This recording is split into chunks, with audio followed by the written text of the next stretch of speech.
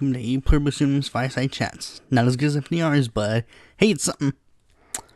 So, yeah, this week has been interesting in regards to news.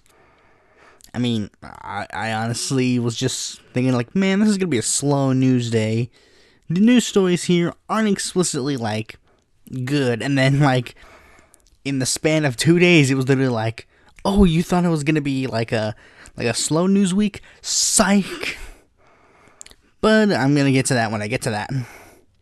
But first, let's get right into the unpopular news. We're going to start off with the boring stuff. Beto O'Rourke Instagrams dentist trip. Lots of people wish he didn't. Beto O'Rourke on Thursday Instagrammed a live video of himself getting his teeth checked out at a dentist, and people were not feeling it. Dental tools jammed into his mouth. Beto O'Rourke said into the camera, "So I'm here at the dentist, and we're going to continue our series on the people of the border. I'm here with Diana, my dental hygienist. Diana's going to tell us a little bit more about growing up in El Paso," he said in the video, with the camera pointed towards his dental hygienist. Diana then shared stories about her father and mother who worked to get the citizenship with the help of their neighbors. I mean, I get the idea of Beto O'Rourke doing that, but why? Why did he Instagram himself doing dentist work? In fact, Richard Ojeda made fun of it alongside Elizabeth Warren drinking a beer by doing this video. I wanted to, well hold on. Let me go grab a beer. How about I go get my teeth cleaned? That's already been done, actually. I know that I'm getting closer to 50 years of age, so I'm sure there's a doctor out there that's going to advise me that I need a colonoscopy. So how about we go videotape that? That'll make me relate to each and every one of you, right? Yeah, it pretty much explains the whole situation. Like, it explains why Hillary Clinton failed so hard in 2016. I mean, there are many reasons why, but this just happens to be one of them, where she was like, I am chilling in Cedar Rapids. I don't know who created Pokemon Go, but we gotta figure out how to make them have Pokemon go to the polls. And that's why Ojeda's probably gonna be very interesting in the 2020 election. Speaking of 2020, we're gonna get to that when we get to that. Before we get to that, here's more stories that have nothing to do with 2020. Because nothing involving 2020, aside from Beto O'Rourke, happened in the past couple of days, right? Ben Shapiro urges Congress to censure Steve King after he questions why the term white supremacist is offensive. Conservative commentator Ben Shapiro on Thursday called for Congress to censure Representative Steve King after the lawmaker questioned why terms like white nationalist and white supremacist are offensive. Congress had a vote out to censure him, and then he ought to be primaried ASAP, Ben Shapiro said. The editor-in-chief of the Daily Wire tweeted. The following tweet, Shapiro asked his fellow supporters to join into the campaign of Iowa State Senator Randy Feenstra, who announced on Wednesday that he would be challenging King for the primary in 2020.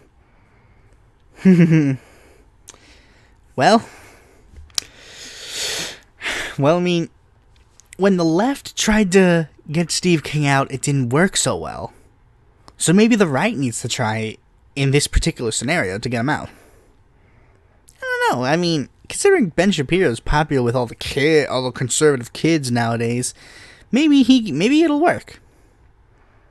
And I'm pretty sure that whoever is up against Steve King, well, I mean, I think that seat's a pretty deep red seat. It'll be like it'll be exactly like what happened with Joe Crowley, but with a Republican. That Republican's gonna primary the guy, win, and then, sit idly by and just be like, yep.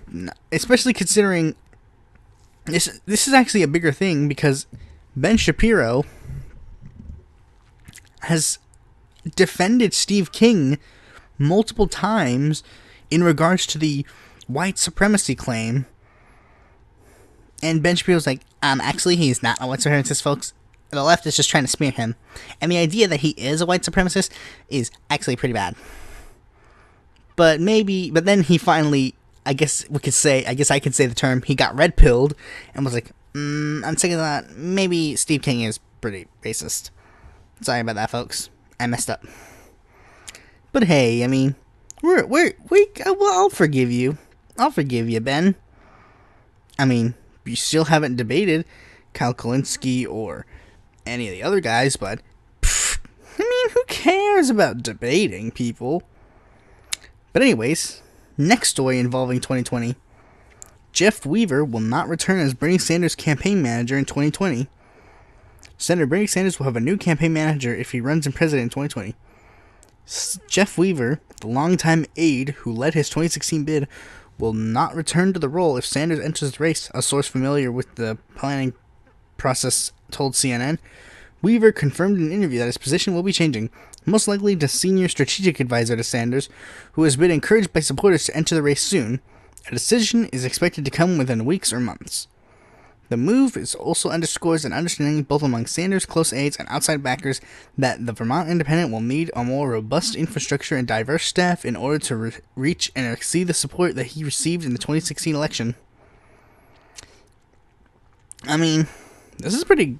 I would say that this is a good thing, but it might not be, because Jeff Weaver, believe it or not, Jeff Weaver's been Bernie Sanders' campaign camp manager for a long time.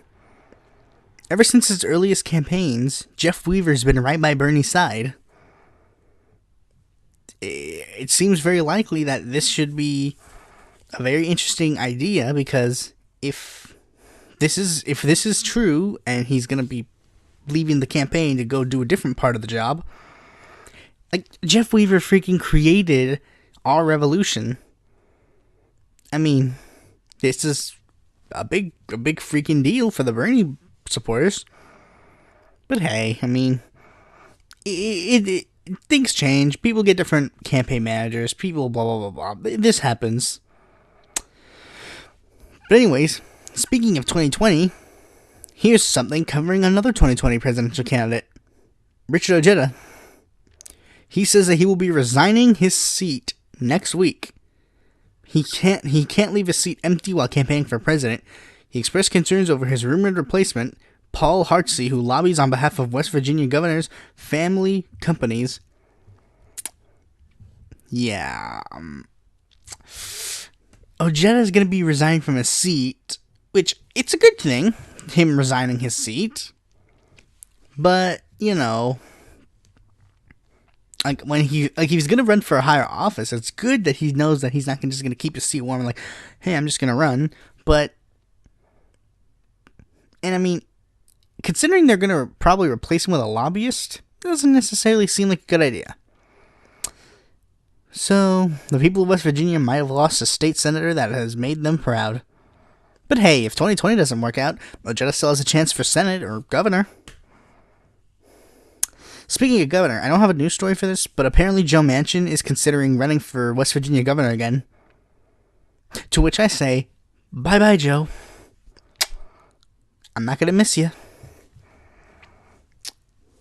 Speaking of Democrats and fakeness, left-wing group targets... okay, I skipped ahead because I thought they didn't even mention them by name. Left-wing group Justice Democrats picks its first 2020 primary target, Representative Henry Cuellar.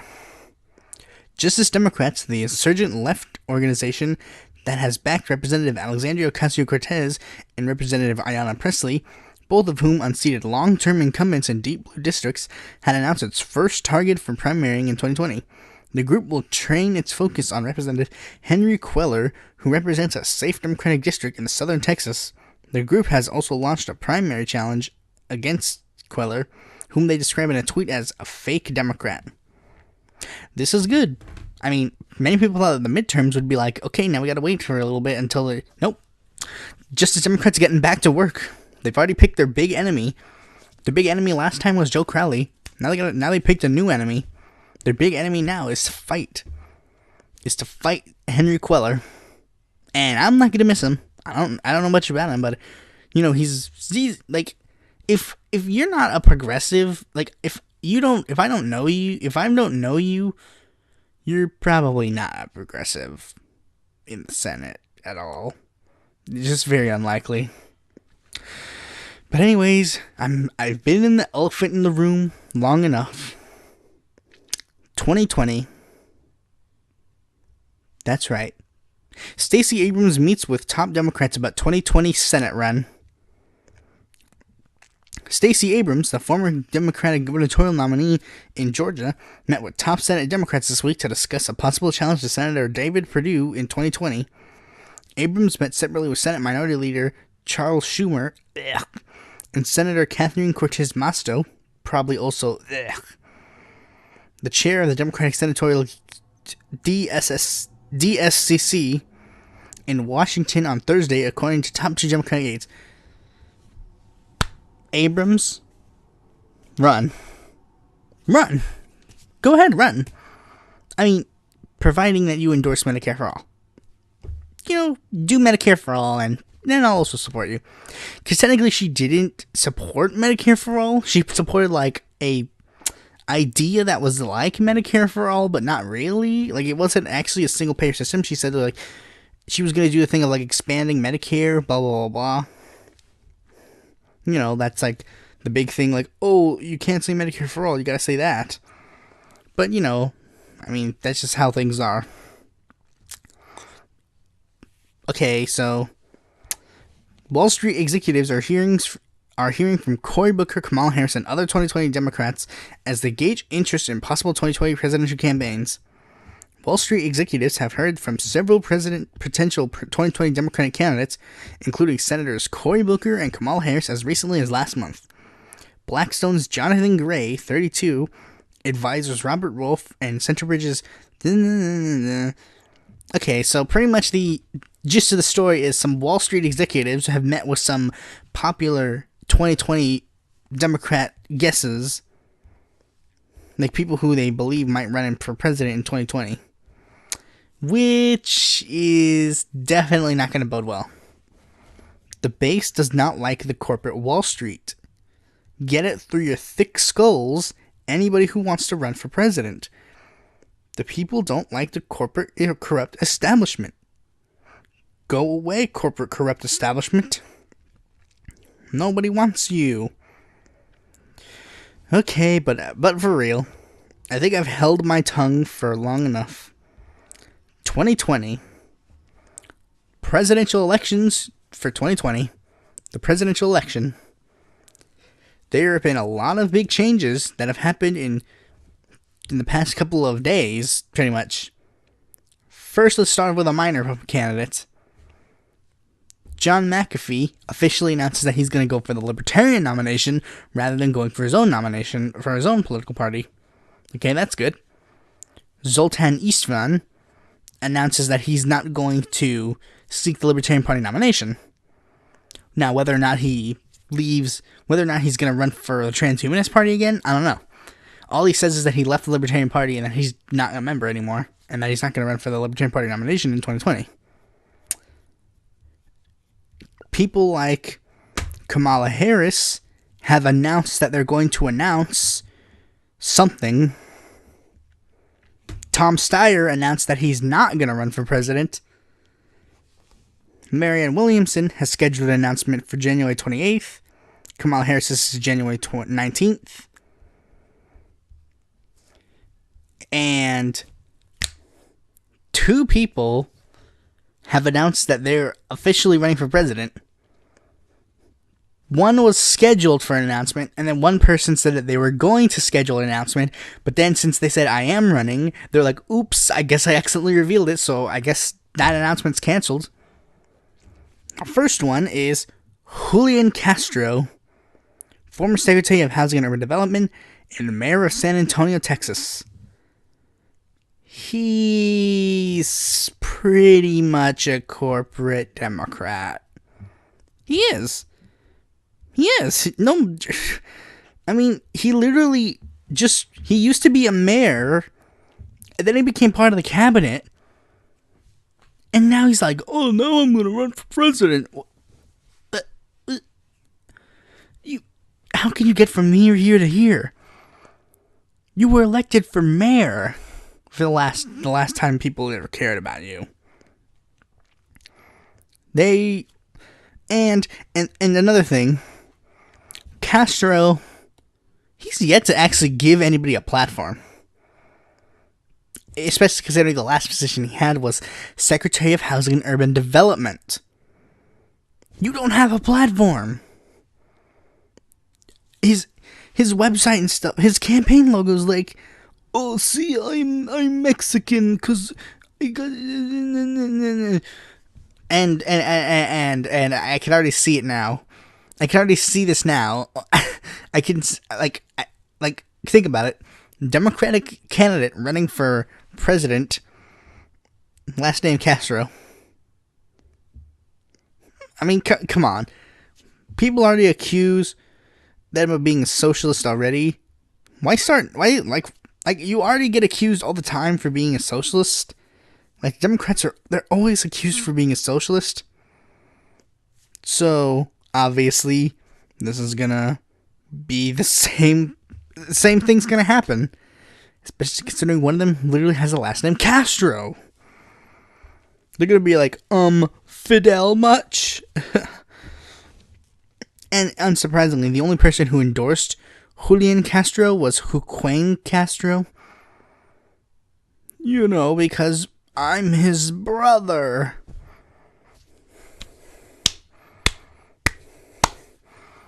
Wow.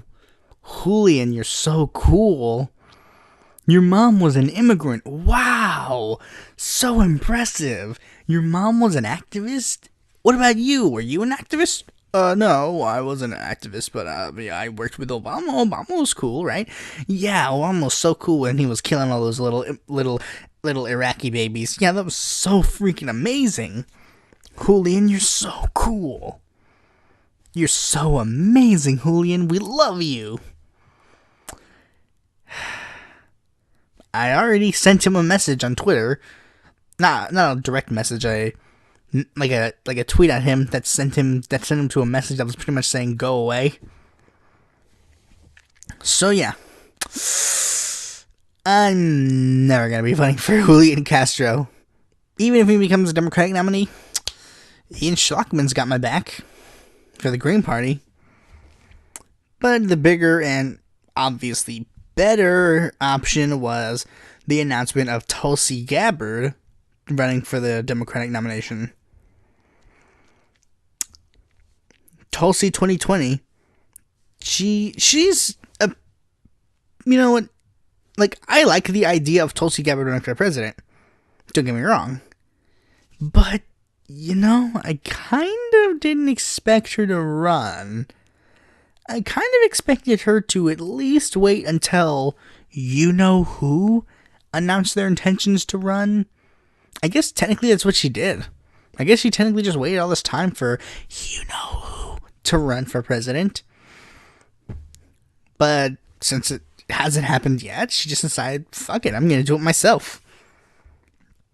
And of course, she probably has disagreements with you-know-who, which I'm going to get to in a moment here. But, you know, this is just how it is.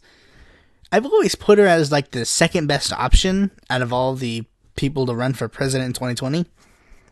And I still stand by that. She still is the second best option that the Democrats have for 2020. It's you-know-who. Then Gabbard, then like, you know, Merkley and Warren and Ojeda and stuff like that. We'll get to that in a second here. First, we're going to go over a lesser-known candidate that nobody cares about. Terry Wheelock, running for the Independence Party. Now, Terry Wheelock apparently ran for president in the past. And, well, I'm just going to go over his platform, like his on the issues of his website. So, here's his issues. More details to follow soon. Here's his platform so far. Abortion reform. Pro-life while respecting a woman's right to choose. Correctional system reform. Rehabilitate, not just incarcerate. Campaign reform. Fair to all candidates. Economic reform. Government and public. Educational reform. Minimum. National educational standards testing. Foreign policy reform. We will not bully. We will lead by example. Government reform. Simply, government will serve and protect. Healthcare reform. Available and affordable for all. Immigration reform. Identify, determine, and do. Job creation. Create the environment for people to create jobs. Judicial system reform. Justice for all, not just the privileged. Military reform. Lean, mean fighting machine within our budget. A fair tax reform. A fair system in which we pay for what you use. Voting reform. One person, one vote. Okay. The Independent Party, by the way, is a party that technically doesn't exist anymore. He's also got... No, that's about it. Hold on, let me check his own... Oh, this is it? Okay, here we go. Here's, like, apparently the detailed issues for him. I can do a better job for Americans. My upbringing, education, and experience in the life that has prepared me for the best choice for the president. America needs a leader who listens to, understands, and can lead the charge for all Americans to unite the country and create America in which we can all have a better life. Because I am the best choice, because it is God's will, because I am the lesser of the evils, because America needs a leader, and I will lead the charge for all Americans. Insert your reason, any reason. The reasons are infinite. I can do a better job than the rest. To serve and protect. To propose the purpose of government. The two things a government needs to do for the people it serves. It is to create an environment for people to pursue their goals, and when necessary, protect them from things that will prevent this. We will not be AWOL servants of the people. Blah, blah, blah, blah, blah. Not increase taxes. That's a good thing. Well, I mean, not a good thing. That's not a good thing. Universal healthcare for all Americans. That's pretty good. Power up energy. He has a graph here that explains how today he needs to get, by the end, he wants to get us to 28% nuclear energy, I guess. Coming to America.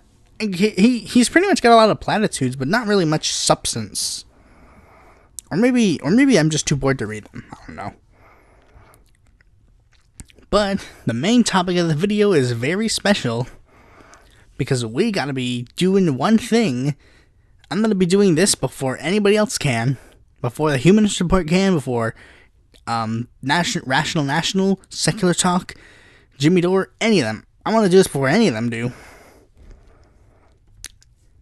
The pro-con, the progressives.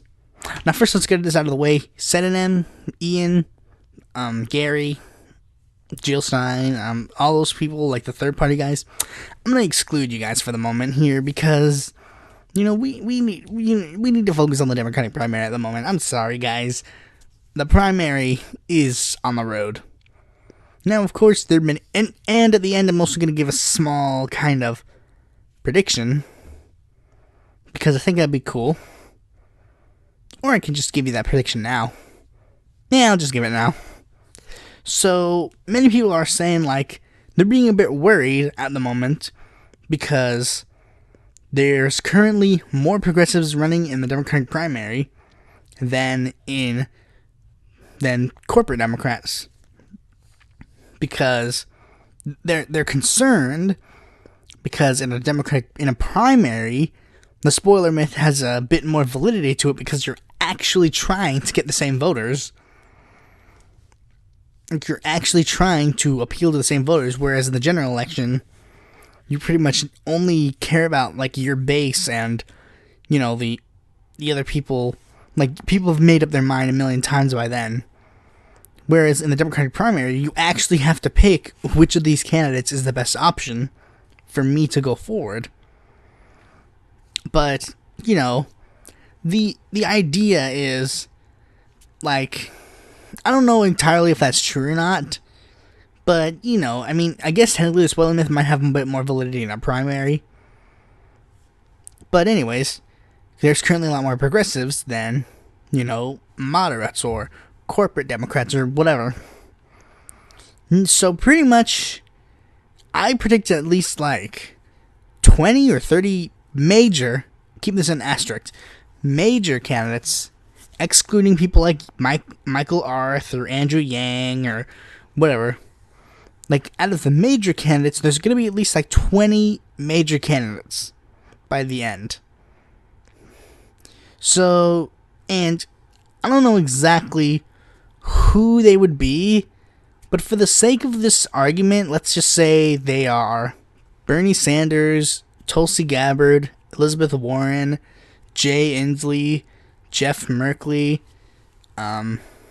Richard Ojeda, John Delaney, Beto O'Rourke, Cory Booker, Kamala Harris, Michael Bloomberg, Julian Castro, Joe Biden, Marianne Williamson, Kirsten Gillibrand, John Hickenlooper, Amy Klobuchar, Terry McLaughlin, Eric Holder, and Eric Garcetti. Let's just say it's those guys for a second here. By the end of the election, at least through a good majority of the primary, we're going to get to like 5, maybe more, but I'm going to stick with 5 for this scenario. And those 5 will be Bernie Sanders, Richard Ojeda, another progressive, for the sake of this argument, I'll say Tulsi Gabbard, one corporate new person, for the sake of this, I'll say Kamala Harris, and one corporate old person, for the sake of this argument, I'll say Michael Bloomberg. We're going to get to those 5. By that point, Tulsi will probably drop out in favor of Bernie. Maybe Ojeda too, but he might be like a hardcore fighter to the very end. So by the end, pretty much all the progressive vote will go to Bernie. And the 2 corporate, like, new guys, like, Bloomberg will be like, oh yeah, I'm the best choice because I wasn't a Democrat for a good majority of my political career. And then Harris will be like, me, black lady, you vote me. And then Ojeda will pretty much just talk about how he needs to fight for the working class citizen. So by the end, it might be in Bernie's favor. Like, I have a feeling that Gabbard, she's not going to stay in long if Bernie decides to run.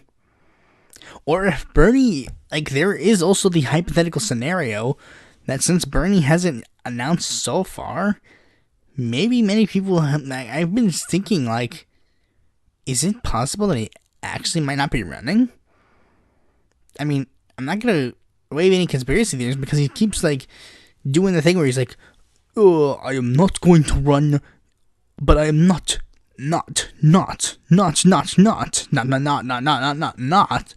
considering running. You know, he's pretty much playing like the game of like, I might run, I don't know, maybe not. It's like, Bernie, just say it. Just say you're gonna run. Because at this point, you're gonna get beaten to the punch. Although another thing I will say is a positive that could come out in the 2020 election regarding the progressive and leftist vote, maybe all of them are going to focus on one big issue. Let me give an example. Let me give you this example. Bernie, when he's on the stage, he's going to say, like, we need Medicare for all. Tulsi, when she gets on the stage, she's going to be like, we need to end all of these interventionist regime change wars. Elizabeth Warren will be like, we need to regulate Wall Street and regulate the banks and restore Glass-Steagall. And Jeff Merkley, he'll probably say something about Trump's immigration policy. Ojeda will talk about how they need to reform campaign finance and fight for the working class citizen. You know, they're all going to have one particular issue they're going to focus on. So then by the end of the primary, when they all start like going like, okay, but for real, you gotta vote Bernie. But for real, bro, you gotta vote Bernie. They're all gonna be like, remember all those issues we were talking about in the primary? Bernie's for all of them. It's possible. It's very possible. Though Merkley did say, I will not switch my support to Bernie if he runs. Merkley, I think you're going to have to. And here's why, because here's something I'm actually going to do. I'm going to be comparing all the progressives. I'm not really comparing, more like pro-con all the progressives that I've either currently announced they're running or are in the whispers of running. So first, we're going to start off with the Ryan Farber and Michael Arth. Who are those guys? Well, Ryan Farber is a progressive millennial who is the first millennial to run for president. And Michael Arth is a progressive who ran for Florida gubernatorial race in 2010, but lost. He was a very progressive guy, universal healthcare. He even was for universal basic income. He's pretty cool.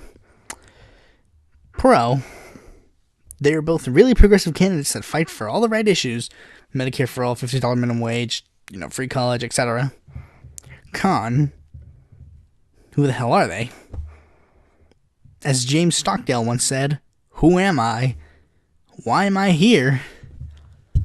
That's probably what's going to happen to those guys if they even get on the debate stage. Marianne Williamson. Okay, so here's some pros. She's progressive enough to know that the Democrats aren't really the only options to go. Because she ran for House in the past, and she actually ran as an independent. And another pro, she endorsed Bernie Sanders in 2016. That's always a pro. Endorsing Bernie over Hillary in 2016, that's always 100% a pro. It's great. Everybody loves it. But, there's the big obvious con of, maybe she's too unknown for people to actually know who she is. But then again, I would support her if she won the Democratic nomination. But I'm just saying, maybe she's too unknown to have her ideas be the ones that are spread as, the gospel. The next one is actually considered a really major candidate.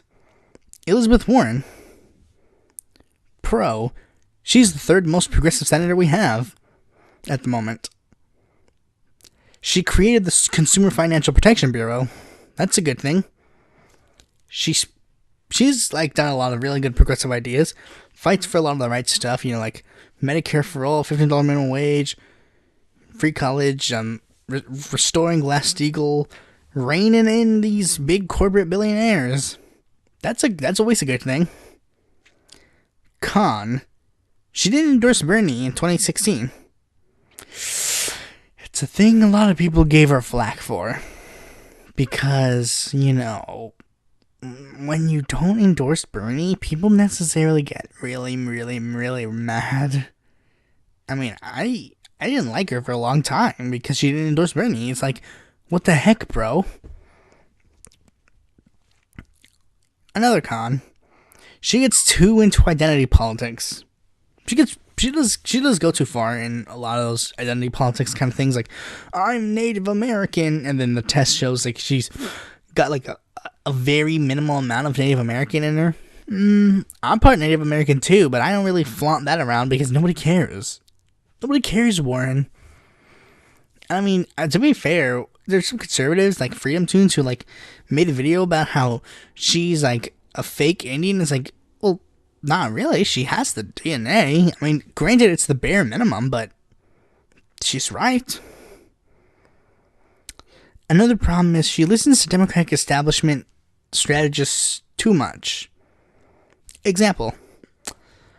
When she goes by her, a Psycho Talk says, when she goes by her gut, she's pretty good.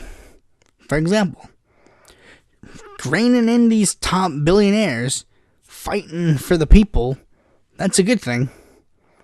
But then, when she has to actually stand up for Bernie Sanders and say that the 2016 election against him was 100% rigged, maybe not so much. She literally backpedaled on that. It's a rigged system. Oh, did I say it was rigged? What I meant to say was, it was rigged that it wasn't fairer. It was so fair. Warren, it was not fair. It was not. It just wasn't. There is no ifs, ands, or buts. it was rigged against Bernie Sanders, 100%. But, you can't really expect her to be like 100% on board when she listens to Democratic establishment strategists too much. That's what I'm saying to Warren. Lose the strategists, then we'll talk. Next candidate, Andrew Yang. Pros, he supports all the right issues. He loves Medicare for all. That's his second part of his platform. He also likes legal weed. That's good. Legal weed and gay rights were pretty much like my first two issues that I actually got politically interested in. And since one of those issues has currently been passed, we need to focus on the other one at the moment. And Medicare for all is pretty cool too. And another thing, he's a businessman, so he can dispel the whole socialist thing, because socialists don't run businesses. They're not venture capitalists. Well, I mean, Ian Schlockman runs a business, but, he'll explain that when I interview him eventually. It'll happen eventually. I don't know if it's going to be this week or next week or the week after that. Or if it'll be on this channel at all. It could just be something I do on the Independent Political Report. But, whatever. The next thing, he could bring universal basic income to the national stage. I'm actually open to the idea of a universal basic income. You just gotta make the case. Medicare for all, the case was made for me. I looked into the facts, it was logical, so I'm for it. But, UBI, maybe we should actually look into it. There was actually a story where Andrew Yang actually officially revealed that there's this woman in New Hampshire, he's gonna give her 1,000 months a year for the entire year.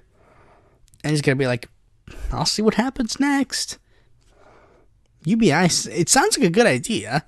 And even Kyle gave it a new name that could actually make it a lot more, Yang, if you're listening to this, you should probably change your name to it. Instead of calling it, like for example, Bernie Sanders, he didn't call it single-payer healthcare. He called it Medicare for all. So instead of calling it universal basic income, call it Social Security for all. That's good. It sounds good on paper. Con, he's classified as a minor candidate, so he's not necessarily the best winning choice. I mean, granted, yeah. That's not really going to be a winning choice when you bet on a minor candidate. I would love for him to get on the main debate stage. Like, many people, I don't get why people are so against the idea of having, literally the debate stage have, 30 people on it and then have it take place over, 3 hours. This is not a movie. The debate is too long. This isn't a movie. It's a choice on who is going to be the leader of your country. Have it be as long as you want.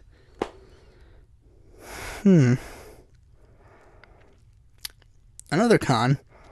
I could never find this out because I endorsed him a long time ago, and then I removed his endorsement. And so, as long as also with Ojeda's, I removed their endorsement because I'm actually gonna be I'm gonna wait until the old Jewish man officially announces he's running for president, because when he does, they were gonna be off anyways.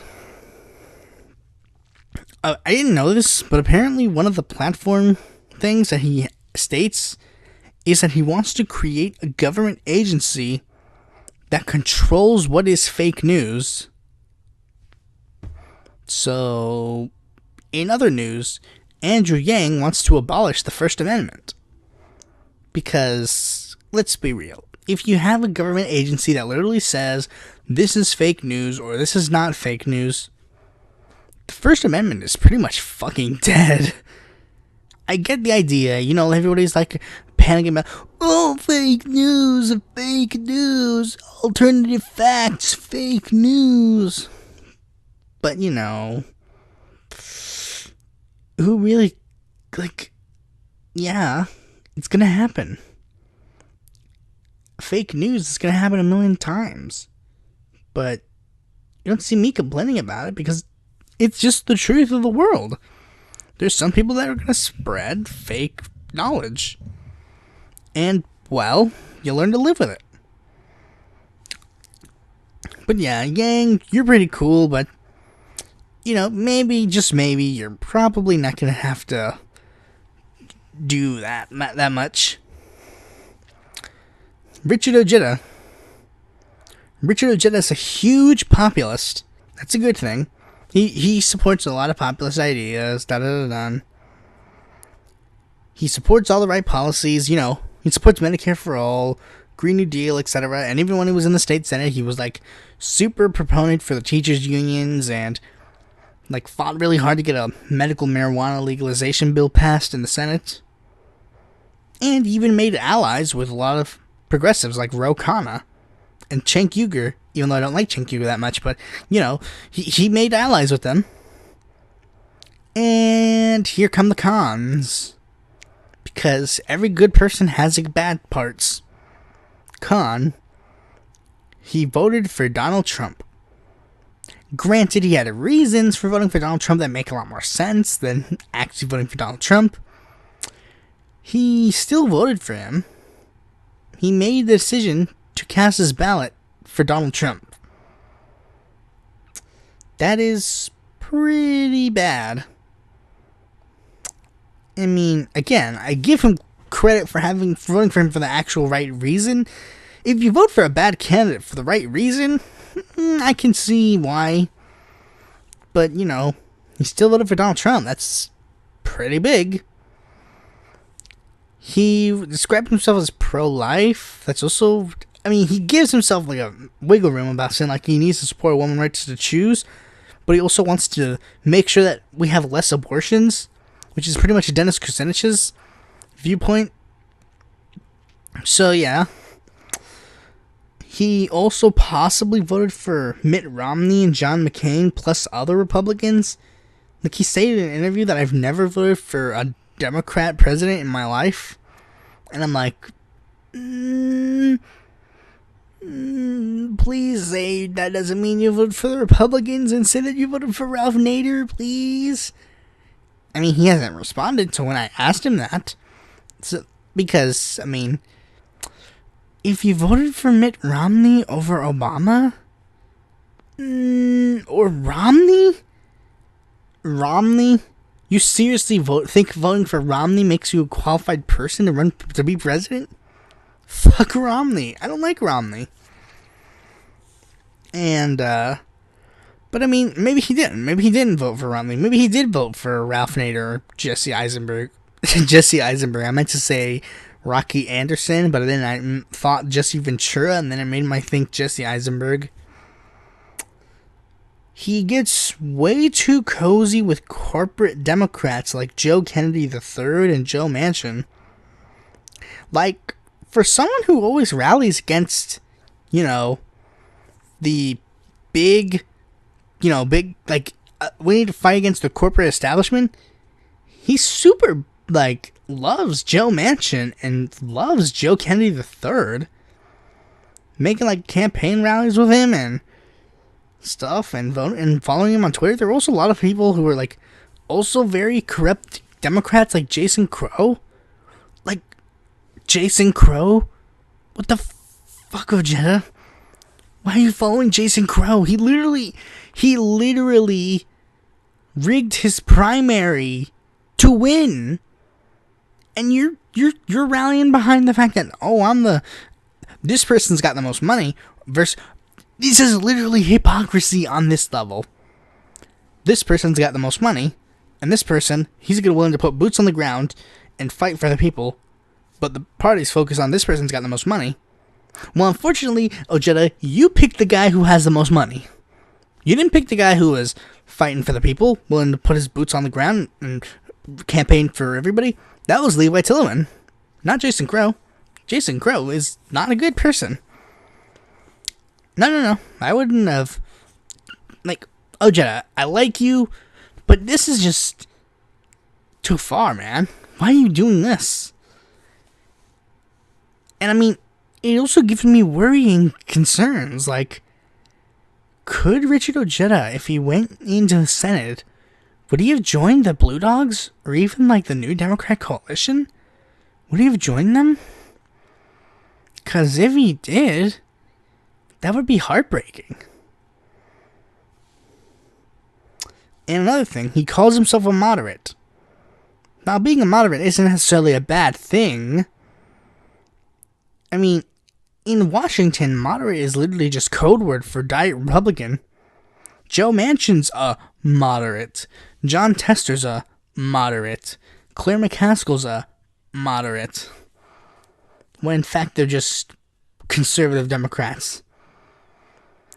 The Blue Dog Coalition literally says that they're the moderate Democrats when they're just the conservative Democrats.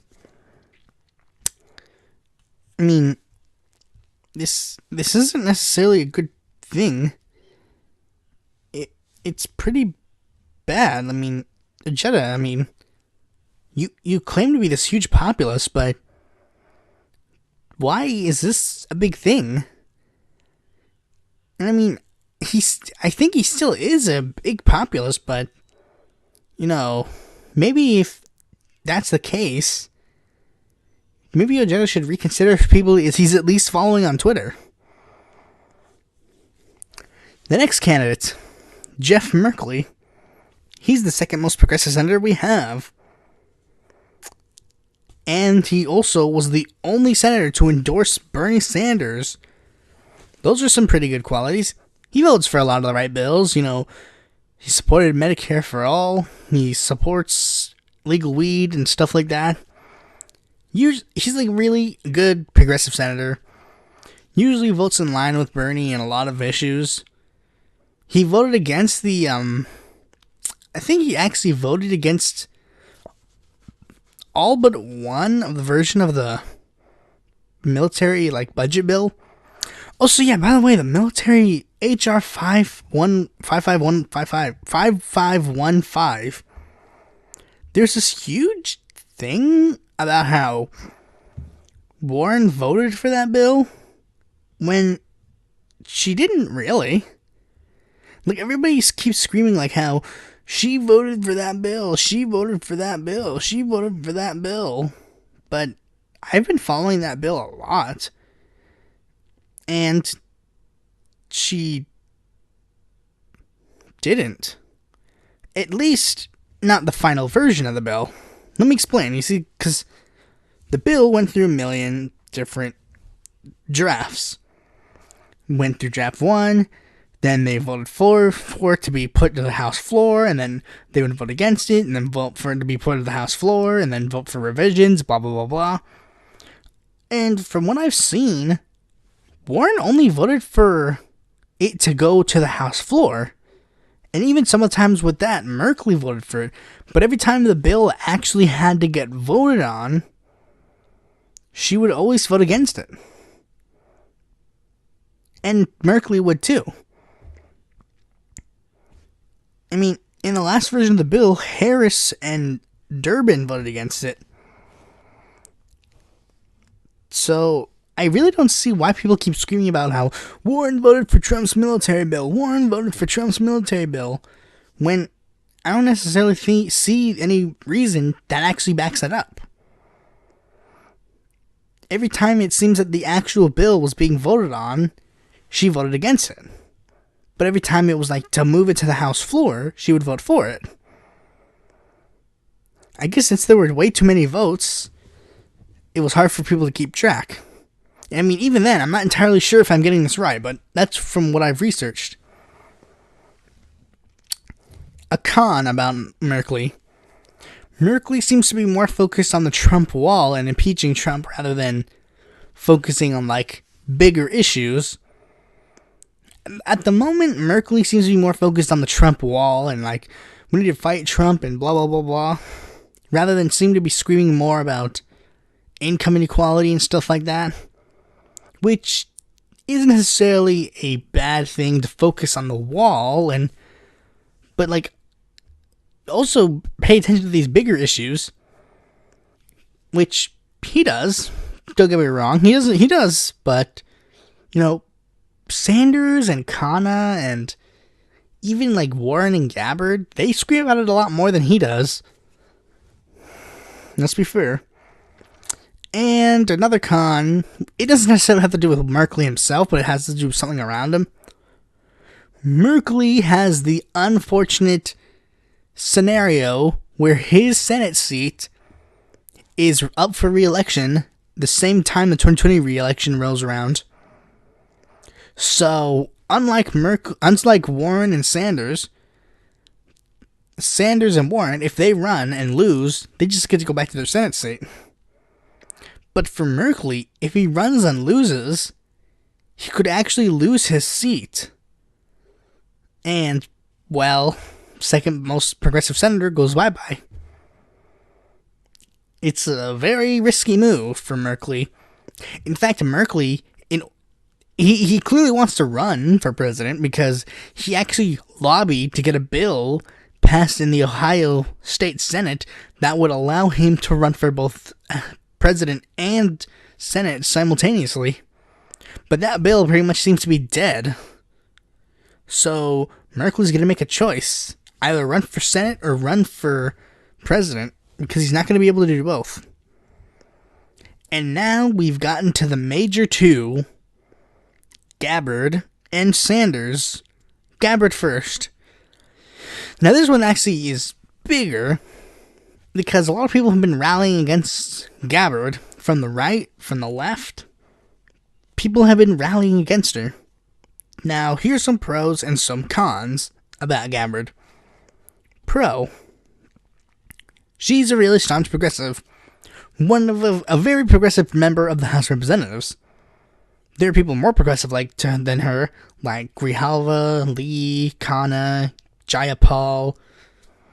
But there are people less progressive than her that I like I guess technically Welch, because he's part of the Problem Solvers caucus. That is like a huge, moderate caucus.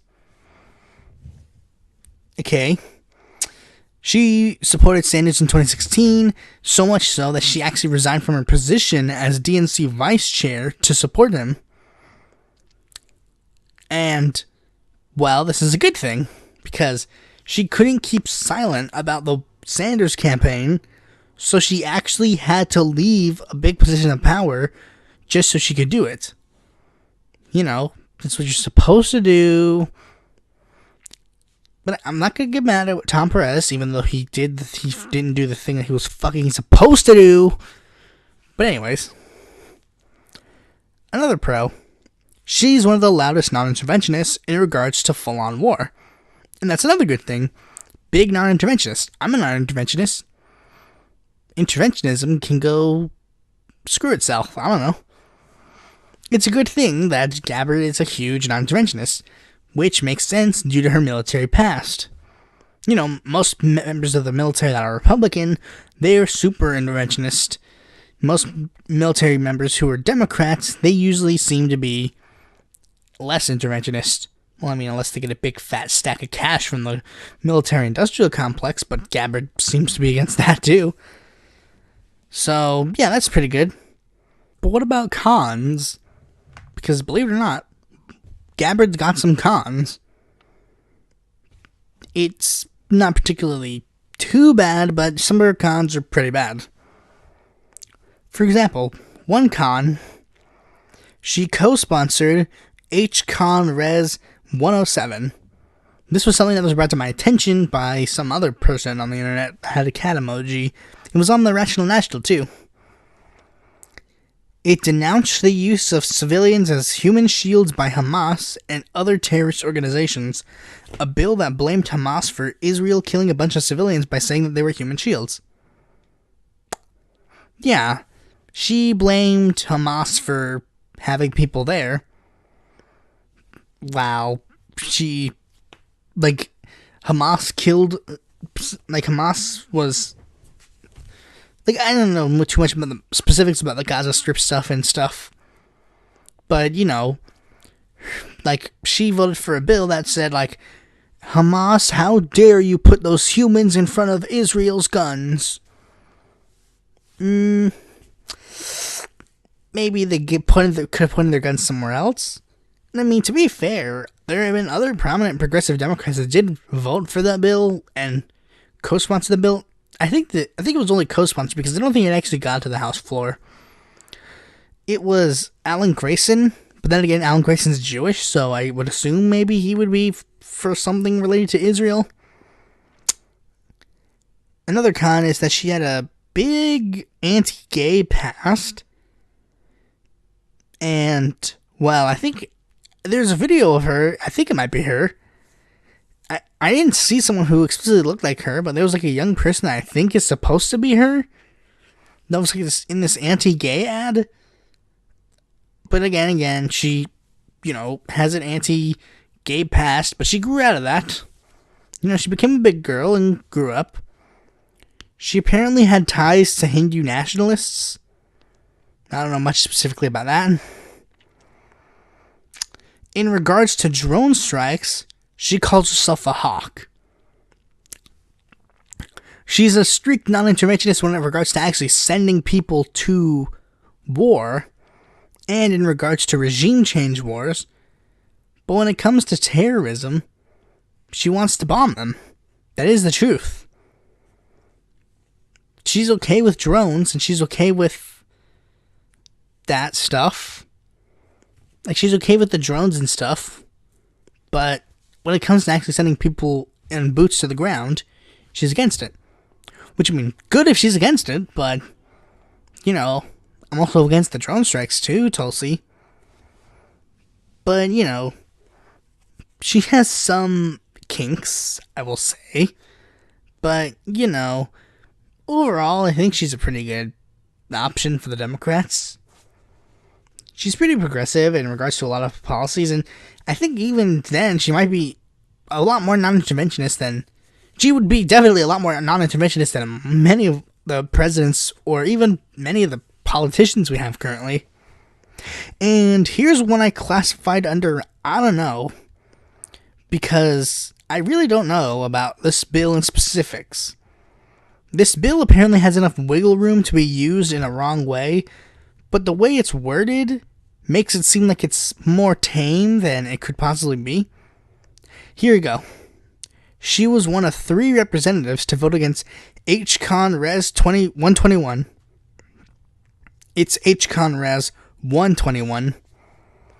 Expressing the sense of the Congress condemning the gross violations of international law, accounting to war crimes and crimes against humanity by the government of Syria, its allies, and other parties to conflicts in Syria, and asking the president to direct his ambassador at the United Nations to promote the establishment of a war crimes tribunal where these crimes can be addressed.